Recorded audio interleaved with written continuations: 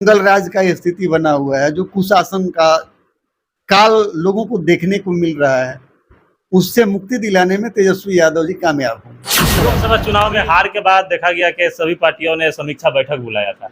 राजद का भी समीक्षा बैठक हुआ, कांग्रेस का भी समीक्षा बैठक हुआ। उसमें देखा गया कि जहां जहां विधानसभा पे हार हुआ है वहां पे काफी निगाहें थी, कांग्रेस का भी राजद का भी। और सुनने में आया कि उन उम्मीदवारों का टिकट कर सकता है, उन विधायकों का टिकट कर सकता है। सीटिंग एमएलए के रहने के बावजूद अगर महागठबंधन का प्रत्याशी हारता है किसी भी सीट पे, किसी भी पार्टी का हो, किसी भी पार्टी का हो, तो वो सीटिंग विधायक के लिए बहुत माने शर्म की बात होती है और उसके घटते हुए लोकप्रियता का वो द्योतक है। देखिए, हम पार्टी अगर मौका देगी तो हम चुनाव लड़ेंगे। हमारा आला कमान से ये आग्रह जरूर होगा कि कोई भी आदमी जो कांग्रेसी हो और स्थानीय हो, पार्टी को अगर मौका देना है तो स्थानीय हो और कांग्रेसी हो, उसको पिछली बार राजद ने 70 सीटें कांग्रेस को दी थी, उसमें महज 19 सीटों पर ही जीत मिला था कांग्रेस को। और उस समय महागठबंधन का सरकार नहीं बना था, तो काफी लोग ये कोशिश थे कि कांग्रेस की वजह से ही सरकार नहीं बन पाया, सीटों कम किया गया होता, कांग्रेस का सरकार बन जाता। इस बार क्या लग रहा है, आंकड़ा घटेगा? 23 सीट पे आरजेडी चुनाव लड़ी और 4 सीट क्यों जीती? हमको तो 9 सीट मिला, हम 3 जीते। लोकसभा चुनाव और विधानसभा चुनाव में समीकरण अलग बनते हैं बिहार में। लोकसभा चुनाव में लोग देश को देखकर वोट करते हैं, इसलिए कांग्रेस की सीटों की संख्या बढ़ सकती है। और विधानसभा चुनाव में यहाँ के जो बिहार की जो समस्या है उसको लेकर वोट करते हैं। बिहार में चेहरा देखे थे, जो यादव चेहरा है महागठबंधन। कांग्रेस बहुत पुराना पार्टी है, 1990 के दशक में इसका काफी बोलबाला भी था कांग्रेस का, लेकिन वो युद्ध की लड़ाई लड़ते हुए दिखाई दे रही थी कांग्रेस। इस बार उसको काफी ज्यादा मजबूती मिला भी है। क्या लग रहा है, कांग्रेस को बिहार में अकेले चुनाव लड़ना चाहिए? देखिए, संगठन के व्यापक हित में मैं चुनाव लड़ूं ना लड़ूं ये अलग बात है, लेकिन संगठन के व्यापक हित में कार्यकर्ताओं का भावना है, बिहार के लोगों का भावना है, निर्णय आला कमान को करना है, लेकिन कार्यकर्ता, नेता, आम आदमी सबका भावना है कि बिहार में कांग्रेस को अकेले चुनाव लड़ना चाहिए। नमस्कार, फिर से आपका एक बार बहुत बहुत स्वागत है। आजादी का 78वां स्वतंत्र दिवस पूरे देश में हर्षोल्लास के साथ मनाया जा रहा है। उसी को लेकर अभी हम सिवान जिले के महाराजगंज विधानसभा क्षेत्र में पहुंचे हैं, जहां के कांग्रेस के चर्चित नेता यशवंत कुमार चमन हमारे साथ जुड़े हुए हैं। इनसे हम बात करेंगे बिहार में होने वाले विधानसभा चुनाव को लेकर, क्योंकि अभी से ही बिहार में उसका असर देखने को मिलने लगा है। सभी पार्टियां अपनी अपनी तैयारियों में जुट चुकी है। सबसे पहले नेताजी आपका बहुत बहुत स्वागत है। आपको, आपके दर्शकों को, सबको स्वतंत्रता दिवस के 78वें वार्षिकोत्सव पे बहुत बहुत शुभकामना, बहुत बहुत बधाई। बिहार में आने वाला 2025 में विधानसभा चुनाव होने वाला है, कांग्रेस को कैसे देख रहे हैं? बिहार में क्या, कांग्रेस को पिछली बार 70 सीटें मिली थी, इस बार कितनी सीटें आप लोग देख रहे हैं? देखिए, सीट का के संख्या का निर्धारण आला कमान गठबंधन के सहयोगी दलों से मिलकर करेगा, लेकिन ये स्पष्ट है कि जितने सीट पे हम लड़े थे उससे ज्यादा सीट पे हम लड़ेंगे चुनाव। क्योंकि देखा जाए पिछली बार की अपेक्षा इस बार कांग्रेस काफी मजबूत हुई है। लोकसभा में भी अब विपक्ष के रूप में कांग्रेस को स्थान मिल चुका है, और अभी लोकसभा चुनाव हुआ उसमें भी अच्छा प्रदर्शन रहा है कांग्रेस का। तो कहीं ना कहीं आने वाले विधानसभा चुनाव में कांग्रेस की ज्यादा डिमांड रहेगी, और वही राजद की डिमांड रहेगी सीटों को, आंकड़ा को कम किया जाए।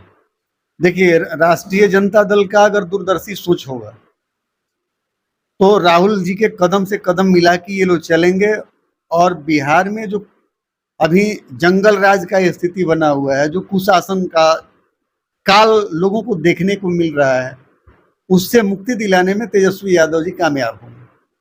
अभी महाराजगंज जो विधानसभा क्षेत्र अभी वर्तमान में देखा जाए तो आप ही के पार्टी के विधायक हैं महाराजगंज से, उनके गतिविधि के बारे में लोकसभा चुनाव में ये चर्चा था, लेकिन टिकट काटना अलग कमान का काम है, हम लोग अनुमान नहीं लगा। लोकसभा चुनाव में हार के बाद देखा गया कि सभी पार्टियों ने समीक्षा बैठक बुलाया था। राजद का भी समीक्षा बैठक हुआ, कांग्रेस का भी समीक्षा बैठक हुआ। उसमें देखा गया कि जहां जहां विधानसभा पे हार हुआ है वहां पे काफी निगाहें थी, कांग्रेस का भी राजद का भी। और सुनने में आया कि उन उम्मीदवारों का टिकट कर सकता है, उन विधायकों का टिकट कर सकता है। देखिए, ऐसा हो तो ये आपके जानकारी में है, कोई औपचारिक रूप से निर्णय नहीं है, लेकिन सीटिंग एमएलए के रहने के बावजूद अगर महागठबंधन का प्रत्याशी हारता है किसी भी सीट पे, किसी भी पार्टी का हो, किसी भी पार्टी का हो, तो वो सीटिंग विधायक के लिए बहुत माने शर्म की बात होती है और उसके घटते हुए लोकप्रियता का वो द्योतक प्रमाण है। देखा जाए महाराजगंज के क्षेत्र में आपकी एक अलग ही पहचान रही है, धरातल से जुड़े हुए हैं, हम हमेशा से लोगों के बीच में अपने रहने का काम किया है। क्या लग रहा है कि अगर कांग्रेस उम्मीदवार बनाती है तो यशवंत कुमार चौहान चुनाव लड़ने के लिए तैयार है महाराजगंज से? देखिए, हम पार्टी अगर मौका देगी तो हम चुनाव लड़ेंगे। हमारा आला कमान से ये आग्रह जरूर होगा कि कोई भी आदमी जो कांग्रेसी हो और स्थानीय हो, पार्टी को अगर मौका देना है तो स्थानीय हो और कांग्रेसी हो, उसको टिकट दे। यशवंत जी, 2019 का जो लोकसभा चुनाव हुआ था, 2024 में हुआ, उसमें कांग्रेस का बहुत फायदा दिखाई दिया है इस बार, और उसी का देन है कि आज विपक्ष के रूप में कांग्रेस खड़ा है लोकसभा में। क्या यही स्थिति विधानसभा चुनाव में भी देखने को मिलेगी 2025 में? निश्चित रूप से पूरे देश में जो गोदी मीडिया ने राहुल जी का चरित्र हनन करने का प्रयास किया, जिसके लिए अरबों खरबों रुपए खर्च किए गए, आम जनता, भारत का आम जनता, चाहे वो किसी जाति का हो, किसी धर्म का हो, उस मिथक को समझ गया कि ये प्रोपगंडा फैलाया जा रहा है। और भाजपा का तो बुनियाद ही झूठ पे है, झूठ पे ही आधारित राजनीति है बीजेपी का। तो उस चीज को जनता समझ गई और राहुल गांधी के साथ है। आज के डेट में अगर गोदी मीडिया को छोड़ दीजिए आप, तो हर तबका, हर नौजवान, हर आदमी राहुल गांधी के साथ है, कदम से कदम मिला के चलने के लिए तैयार है। पिछली बार राजद ने 70 सीटें कांग्रेस को दी थी, उसमें महज 19 सीटों पर ही जीत मिला था कांग्रेस को, और उस समय महागठबंधन का सरकार नहीं बना था, तो काफी लोग ये कोशिश थे कि कांग्रेस की वजह से ही सरकार नहीं बन पाया, सीटों कम किया गया होता, कांग्रेस का सरकार बन जाता। इस बार क्या लग रहा है, आंकड़ा घटेगा, 70 से नीचे आ सकता है राजद? अच्छा, एक बात बताइए, ये जो तर्क देते हैं उनसे आप पूछिए कि 23 सीट पे आरजेडी चुनाव लड़ी और 4 सीट क्यों जीती? हमको तो 9 सीट मिला, हम 3 जीते।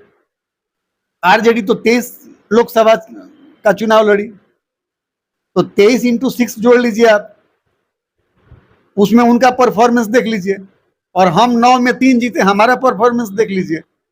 तो अब जो सीट का बंटवारा होगा, हमारा आला कमान से भी मांग होगा, प्रदेश नेतृत्व से भी मांग होगा कि आप 24 के परफॉर्मेंस के आधार पे सीट का बंटवारा कीजिए। लोकसभा चुनाव और विधानसभा चुनाव में समीकरण अलग बनते हैं बिहार में।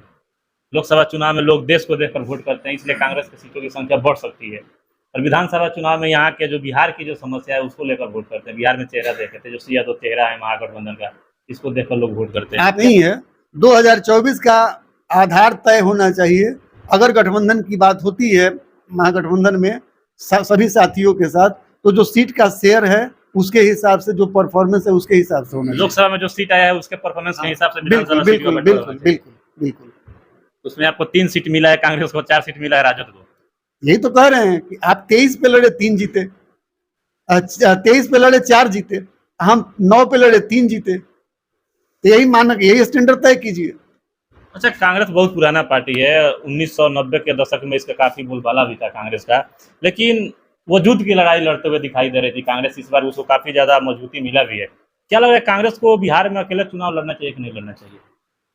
देखिए, संगठन के व्यापक हित में मैं चुनाव लड़ूं ना लड़ूं ये अलग बात है, लेकिन संगठन के व्यापक हित में कार्यकर्ताओं का भावना है, बिहार के लोगों का भावना है, निर्णय आला कमान को करना है, लेकिन कार्यकर्ता, नेता, आम आदमी सबका भावना है कि बिहार में कांग्रेस को अकेले चुनाव लड़ना चाहिए।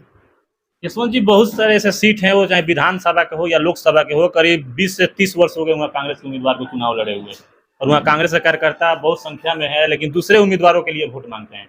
3 दशक हो गया, वहाँ उसका उम्मीदवार ही नहीं आया, कांग्रेस का कार्यकर्ता भी वहाँ से मन छोड़ हो रहा है उन लोगों का। तो क्या इसको लेकर क्या आप लोग सोच रखते हैं?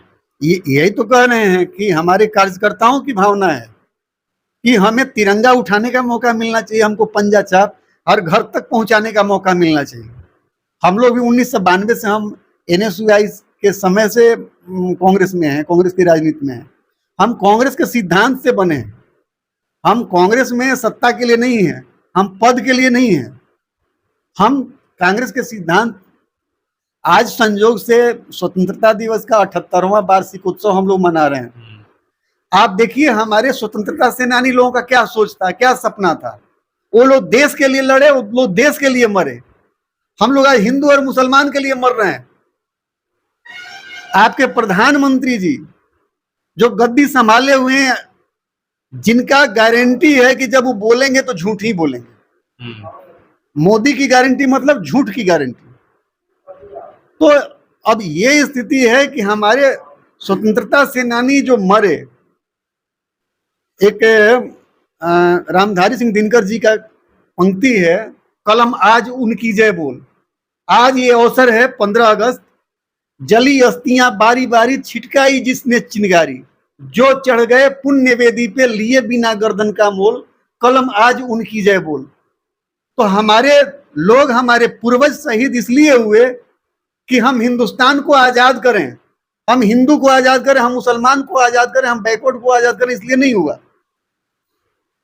तो आप लोगों के माध्यम से ये कहना है कि हमारे जो पूर्वज जो हमें धरोहर सौंप के गए हैं, उस धरोहर के रक्षा के लिए, उसके विकास के लिए, उसके पुनर्निर्माण के लिए जहां भी जो भागीदारी हो वो सुनिश्चित करना चाहिए।